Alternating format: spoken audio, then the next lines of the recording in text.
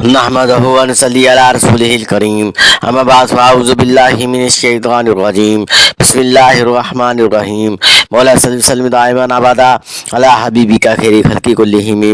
حضرت سعد بن ابی وقاص رضی اللہ تعالیٰ عنہ سے روایت ہے کہ حضور نبی اکرم صلی اللہ علیہ وسلم نے فرمایا، تم جو کچھ خرچ کرتے ہو کہ جس سے تمہارا مقصود رضا الہی ہو تو تمہیں اس پر اجر دیا جاتا ہے، یہاں تک کہ تم اپنی بیوی کے منہ میں جو لقمہ ڈالتے ہو اس پر بھی تمہیں اجر دیا جاتا ہے۔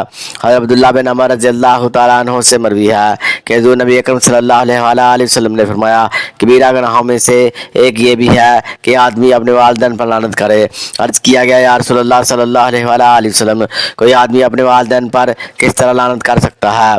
آپ صلی اللہ علیہ وسلم نے فرمایا، ایک آدمی دوسرے آدمی کے والد کو گالی دیتا ہے تو وہ جواباً اس کے والد کو گالی دیتا ہے، اور جب کوئی کسی کی ماں کو گالی دیتا ہے تو وہ جواباً اس کی ماں کو گالی دیتا ہے، تو یہ خود اپنے والدین کو گالی دینا ہے۔